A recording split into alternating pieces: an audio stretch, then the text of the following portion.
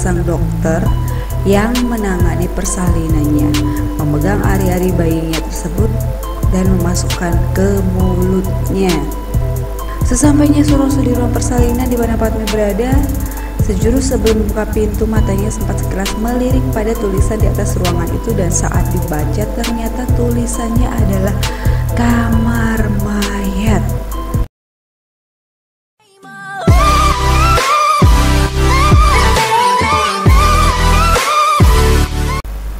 Halo, assalamualaikum. Ketemu lagi dengan saya, Alia Latifah. Masih dengan cerita yang sama, yaitu cerita horor dari aku. Kali ini aku akan menceritakan tentang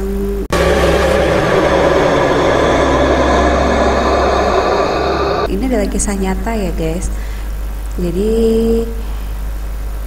dia itu lahiran di rumah sakit yang udah nggak dihuni lagi. Jadi rumah sakitnya itu udah pindah ceritanya. Jadi yang rumah sakit umumnya itu udah nggak di situ lagi, udah nggak dipergunakan lagi. Ini ada di Mojokerto. Ini kisah nyata ya. Jadi langsung aja, ada rumah sakit umum di Mojokerto yang memang menyimpan berbagai ragam misteri. Selain udah nggak beroperasi lagi, rumah sakit ini benar-benar sangat angker. Beberapa waktu yang lalu, warga Mojokerto dan Sidoarjo memadati lokasi yang berada di Jalan Gajah Mada untuk melihat gedung tua itu secara langsung. Dilansir dari mojokertonews.com, aksi ini menyusul kabar adanya tim medis dunia lain yang menolong proses persalinan seorang ibu dari Dawar Blandong. Namun siapakah sosok ibu yang dimaksud? Gak ada seorang pun yang mengetahuinya. Dan yang pasti, kota Mojokerto digegerkan kabar keangkeran rumah sakit yang udah kosong. Gedung yang lusuh gak terurus itu menjadi terlantar dan tampak begitu menyeramkan meski berada di tempat di tengah kota. Katanya ada orang melahirkan di sini, padahal rumah sakit ini udah kosong sejak lama. Terang Tasik, warga Perum Wikarsa, Kabupaten Mojokerto. Kisah persalinan yang dibantu oleh hantu kini menyebar luas dan dipercaya kisah ini benar-benar nyata. Ibu muda yang mengalami kejadian mistis itu pun bernama Padmi yang berusia 21 tahun. Dia warga dusun Suruh Kidul, Kecamatan Dawar Blandong, Kabupaten Mojokerto. Suroso yang usianya baru berusia 23 tahun, sang suami gak pernah menduga kalau yang menolong persalinan bayi mereka adalah sosok-sosok hantu. Perawat dan dokternya pun hantu. Menurut keterangan orang tua Padmi, bahwa kejadian itu benar dan sama sekali gak keduga. Kami sekeluarga senang cucu saya lahir selamat meskipun persalinannya di bekas rumah sakit umum yang udah kosong. Tapi alhamdulillah lahir selamat dan gak kurang suatu apapun, kata Sumiati yang berusia 43 tahun. Dan dia adalah ibu kandung Padmi. Tapi sayangnya pasangan Suroso dan Padmi udah pergi dari rumah itu karena takut orang akan menganggap kejadian aneh yang mereka alami hanya bualan belaka. Di samping menghindari pandangan miring masyarakat sekitar yang menuduh pasangan muda itu telah bersekutu dengan hantu, menurut Sumiati, gak ada tanda-tanda kelainan pada diri Padmi anak tunggalnya itu sebelum maupun sesudah melahirkan. Proses persalinannya pun cepat, hanya ari-arinya yang gak ada. Karena saat tahu rumah sakit umum kota Mojokerto itu sudah kosong lama, Suroso buru-buru membawa istrinya dan bayinya pulang ke rumah sini, tutur Sumiati.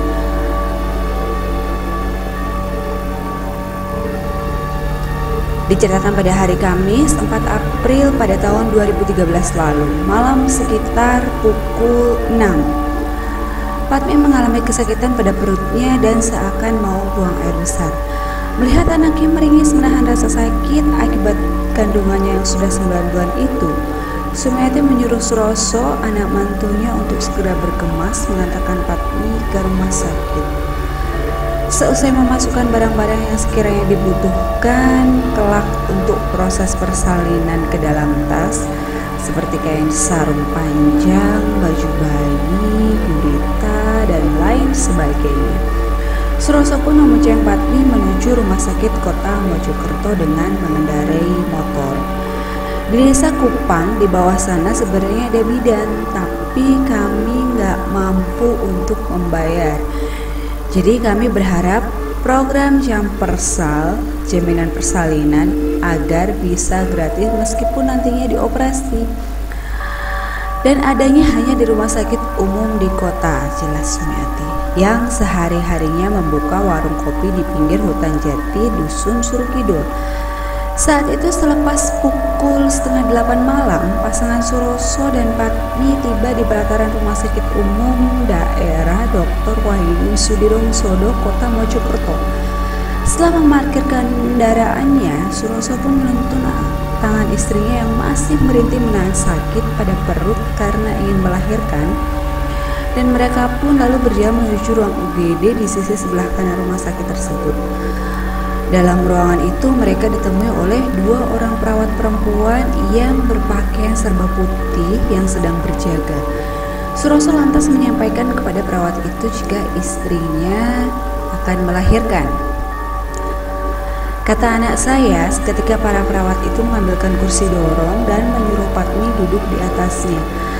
Lalu mereka membawa Patmi menuju ruang persalinan yang terletak di samping belakang rumah sakit itu, ujar Sumiati menirukan cerita Suroso, anak mantunya. Suroso tetap ikut mendampingi istrinya saat dibawa ke ruang persalinan. Namun sesampainya di sana hanya Patmi dan 2 perawat tadi yang boleh masuk. Suroso sendiri disuruh menunggu di luar kamar persalinan. Merasa sendiri saja di luar ruangan itu, Suroso pun memutuskan untuk keluar minum kopi pada warung di sebelah timur rumah sakit umum tersebut.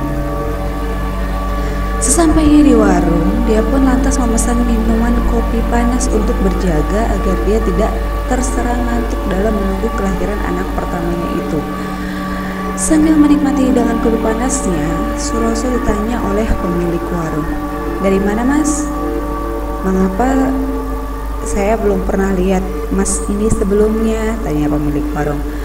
"Saya dari dusun atas, Pak, sedang menunggu istri saya yang akan melahirkan di rumah sakit itu," jawab Suroso. "Loh, rumah sakit yang mana?" tanya pemilik warung. Suroso sendiri sampai dibuat bingung atas pertanyaan pemilik warung itu, ucap Sumiati, yang menirukan percakapan mantunya dengan pemilik warung kopi. Dijelaskan Suroso kalau dia memang menunggu istrinya di rumah sakit sebelah ini. Seketika wajah pemilik warung itu terlihat tegang, lantas menyampaikan pada Suroso kalau rumah sakit umum ini sudah dikosongkan sejak pertengahan bulan Januari 2013 lalu, dan sekarang pindah ke daerah Jalan Prajurit Kulon, bukan di Jalan Gajah Mada ini lagi. Sontak saja Suroso cepat-cepat membayar minumannya, lantas tengah berlari masuk ke dalam rumah sakit. Saat melintasi koridor yang tadinya dilalui bersama perawat yang membawa Patmi ke ruang persalinan, keadaan jalannya sekarang gelap dan hanya satu cahaya lampu yang terlihat di ujung koridor rumah sakit tersebut. Sesampainya Suroso di ruang persalinan di mana Patmi berada, sejurus sebelum membuka pintu matanya sempat sekilas melirik pada tulisan di atas ruangan itu, dan saat dibaca ternyata tulisannya adalah kamar mayat.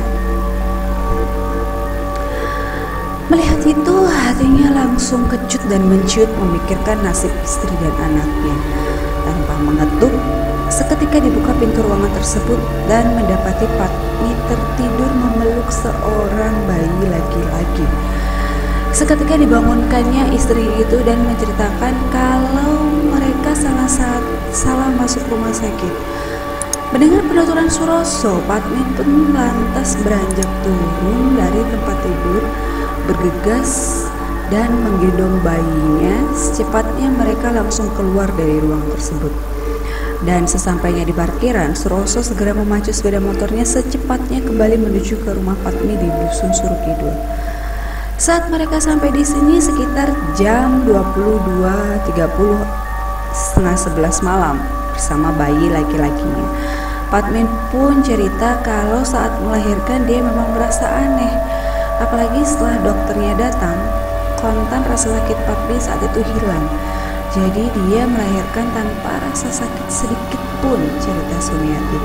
Anehnya lagi, setelah jabang bayinya keluar bersama dengan ari-arinya, mata Patmi diserang rasa kantuk yang luar biasa hebat. Namun sebelumnya matanya benar-benar terlelap. Dia masih sempat melihat sang dokter yang menangani persalinannya, memegang ari-ari bayinya tersebut dan memasukkan ke mulutnya. Dan begitulah ceritanya guys. Untungnya ya ibu ini melahirkan gak ada apa-apa, maksudnya masih baiklah makhluk halus ini, cuma makan ari-arinya aja ibunya, dan bayinya masih gak apa-apa, masih selamat gitu. Untung masih untung. Dan semoga kalian para ibu hamil yang mungkin mendengarkan cerita saya, semoga dihindarkan dari hal-hal yang seperti ini. Jangan lupa banyak-banyak doa, jangan lupa terus semoga dihindarkan dari hal-hal yang seperti itu. Karena katanya kalau ibu hamil tuh rentan ya kayak gitu. Ada yang bilang katanya manis, baunya tuh harum, jadi dikintilin mulu gitu. Ada yang bilang kayak gitu. Ya, semoga kalian senang dengan cerita saya. Jangan lupa like, comment, and subscribe. Jangan lupa juga follow IG saya, Facebook saya. Kalau ada komen dan saran silahkan boleh ketik di kolom komentar, oke? Terima kasih sebelumnya. Sekali lagi jangan lupa subscribe. Wassalamualaikum warahmatullahi wabarakatuh. Dadah.